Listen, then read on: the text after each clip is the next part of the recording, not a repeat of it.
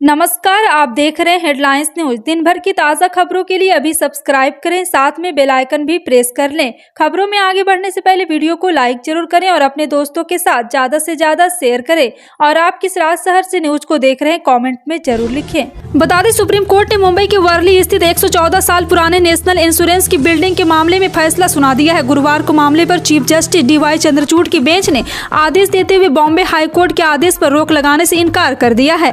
High court ने 2019 में greater Mumbai नगर निगम को नेशनल इंश्योरेंस की इमारत गिराने की अनुमति दी गई थी।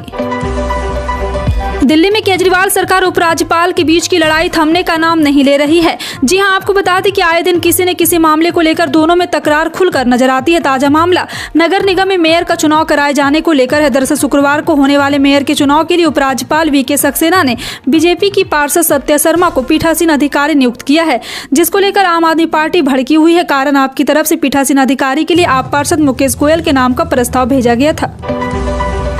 बंगाल के नेता प्रतिपक्ष और बीजेपी लीडर शुभेंदु अधिकारी ने केंद्रीय शिक्षा मंत्री धर्मेंद्र प्रधान को पत्र लिखकर राज्य मिड डे मील के पैसों का गलत इस्तेमाल होने का आरोप लगाया है।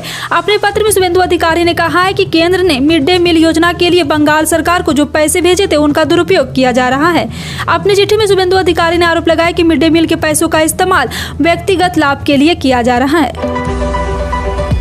दिल्ली में कंझावला कांड में सियासत गर्मा गई है। आम आदमी पार्टी ने पुलिस के खिलाफ मोर्चा खोल दिया है। गुरुवार को आपने बाहरी दिल्ली इलाके के DCP हरेंद्र कुमार को नार्को टेस्ट कराने की मांग की है।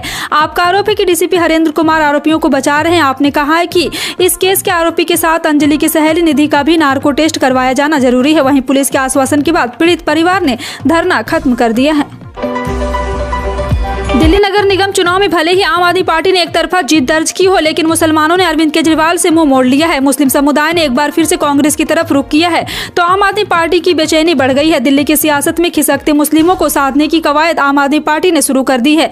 दिल्ली डिप्टी मेयर के लिए आने वाले मोहम्मद इकबाल को प्रत्याशित बनाकर मुस्लिमों को सियासी संदेश दिया, तो दूसरी तरफ पार्टी के मुस्लिम चेहरे अमानुतुल्लाह खान ने मौलानाओं के साथ मेल मिलाप शुरू कर दिया है।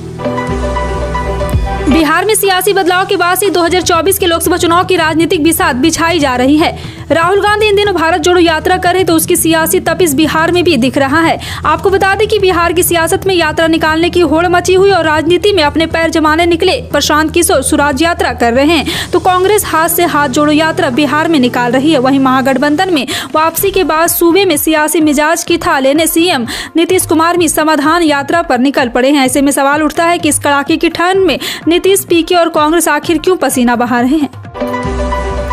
जापान, दक्षिणी कोरिया और अमेरिका समेत दुनिया के तमाम देशों में अभी भी कोरोना के केस तेजी से बढ़ रहे हैं। पड़ोसी चीन में कोरोना से भारी तबाही मची है। इन सब के बीच भारत में विदेश से आने वाले यात्रियों में कोरोना के 1-2 नहीं बल्कि 11 वेरिएंट मिले हैं। सूत्रों के मुताबिक 24 दिसंबर से 3 जनवरी तक एयरपोर्ट और समुद्र के रास्ते भारत आए यात्रियों की कोरोना टेस्टिंग की गई थी। इनमें पॉजिटिव मिले यात्रियों में 11 वेरिएंट मिले हैं। समाचार एजेंसी ने सूत्रों के हवाले से बताया कि 24 दिसंबर से 3 जनवरी तक विदेश से आए 19,227 यात्री की टेस्टिंग की गई है।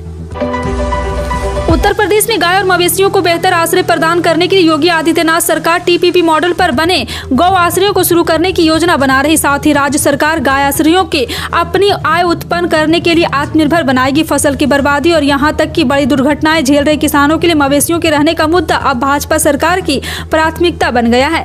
यूपी चुनाव के दौरान PM नरेंद्र मोदी ने भी इसे बायो फार्मिंग से जोड़कर समस्या के अस्थायी सदस्यों की बात कही थी।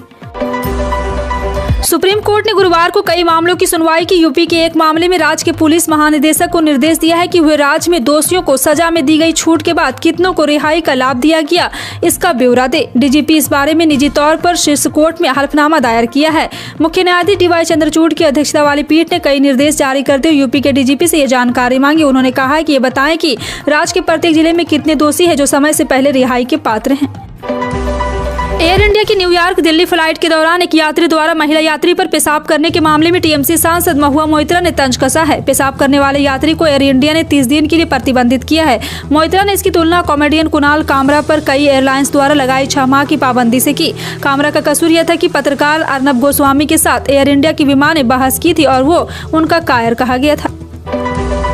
केंद्रीय गृह मंत्री और बीजेपी नेता अमित शाह ने गुरुवार को त्रिपुरा में ऐलान किया कि 1 जनवरी 2024 को अयोध्या में गगनचुंबी राम मंदिर तैयार हो जाएगा। अमित शाह इस समय चुनाव राज्य त्रिपुरा के दौरे पर है।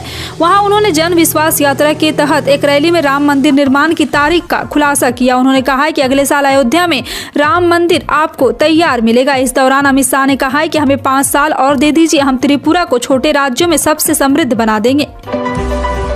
दिल्ली की केजरीवाल सरकार और उपराज्यपाल के बीच लड़ाई थमने का नाम नहीं ले रहा। मामला है नगर निगम में मेयर का चुनाव कराए जाने का, जिसमें उपराज्यपाल ने शुक्रवार को होने वाले मेयर चुनाव के लिए बीजेपी की पार्षद सत्या शर्मा को पीठासीन अधिकारी नियुक्त किया है, जबकि दिल्ली सरकार ने पीठासीन अधिकारी के लिए आम आदमी पार्टी के पार्षद मुकेश गोयल के नाम का प्रस्ताव उपराज्यपाल को भेजा था। अब इस मुद्दे पर एलजी और केजरीवाल सरकार आमने सामने है।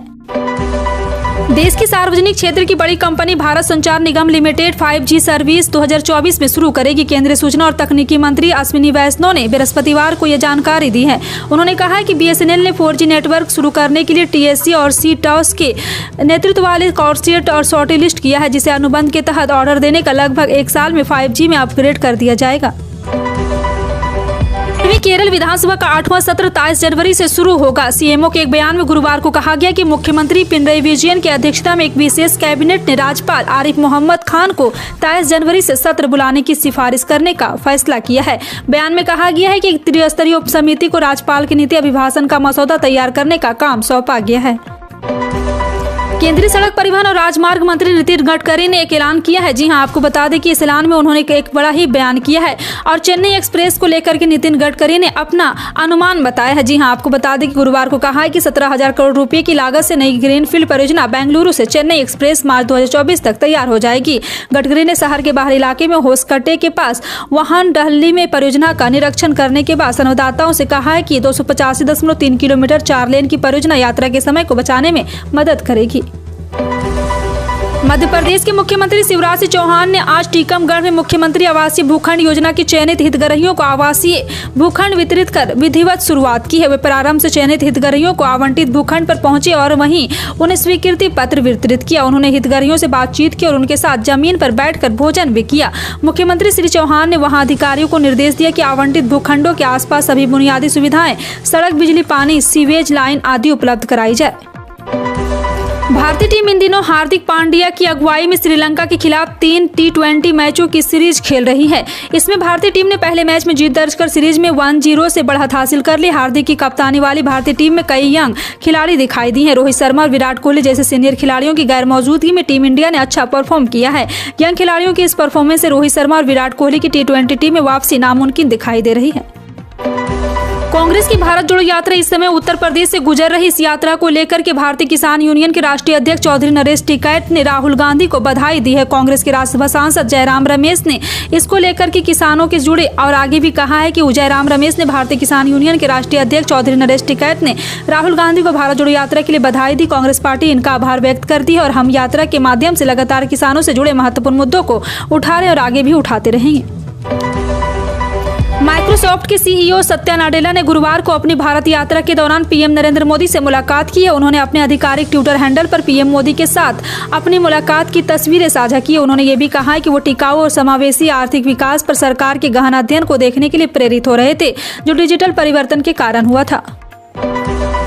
हरियाणा में गन्ने का रेट बढ़ाने की मांग को लेकर आंदोलन लगातार तेज होता जा रहा है। आज भारतीय किसान यूनियन चढ़ोनी के बैनर तले किसानों ने प्रदेश के सभी शुगर मिलों में 2 घंटे के लिए गन्ने की सप्लाई रोक दी। शुगर मिलों के बाहर प्रदर्शन किया गया और चेतावनी दी गई कि अगर 9 जनवरी तक कोई हल नहीं निकला तो 10 जनवरी को करनाल में महापंचायत करके शुगर मिलों की तालाबंदी की जाएगी।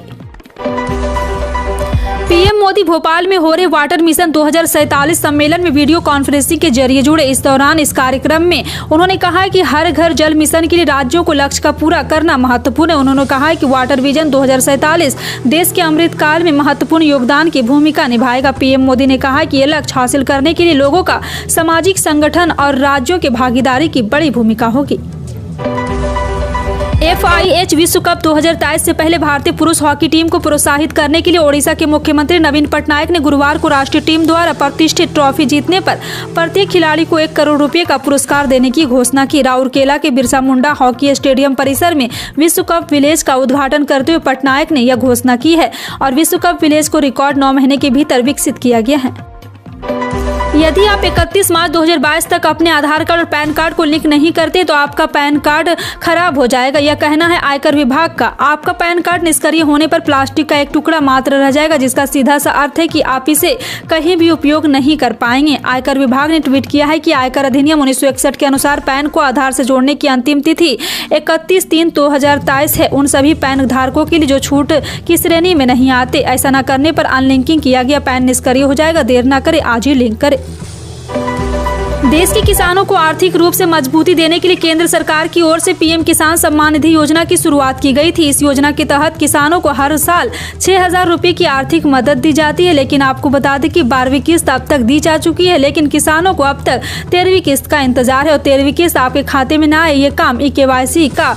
यहाँ जाने पीएम किसान ई-केवाईसी के बारे में। आपको बता दें कि अगर किसान ने अपने रजिस्ट्रेशन के बाद ई-केवाईसी नहीं कराया तो 13वीं किस्त का मिलना मुश्किल हो सकता है। अगर आप सोना या चांदी खरीदना चाहते हैं तो आपके लिए अच्छी खबर है। दरअसल भारतीय सराफा बाजार में गुरुवार को सोने चांदी के रेट में गिरावट दर्ज की गई। 10 ग्राम सोना सस्ता होकर 55,994 रुपये का हो गया। 1 किलो चांदी के रेट भी कम हो गए और अब यह 69,286 रुपये में बिक रहा है। HDFC सिक्योरिटीज ने यह जानकारी दी है। कोयला उत्पादन बढ़ाने के प्रयास में सिंगरैनी कॉलरीज कंपनी लिमिटेड चालू वर्ष में ओडिशा के नैनी कोयला ब्लॉक और 3 अन्य सतह खदानों से उत्पन्न शुरू हो करेगी। कंपनी मार्च से नैनी कोयला ब्लॉक में कोयला उत्पादन शुरू करने का प्रयास कर रही। जून में न्यू गुडेम में वीके कोल माइन और बेलमपल्ली क्षेत्र में गोलेटी सरफेस माइन और जुलाई में येलांडू क्षेत्र में JKOC एक्सपेंस खदान है। कोयले की मांग में वृद्धि के कारण 10 नई कोयला खदान लेने और 3 वर्षों के भीतर अपने कोयला उत्पादन को 850 टन प्रति वर्ष तक बढ़ाने की योजना तैयार की है। इन सभी खबरों पर क्या कहना है कमेंट सेक्शन में टाइप करके जरूर बताएं। इसी तरह की पल पल की अपडेट जानने के लिए जुड़े रहें आप अपने हेडलाइंस न्यूज के साथ। मिलते हैं अगली बड़ी खबर में, तब तक के लिए जय हिंद।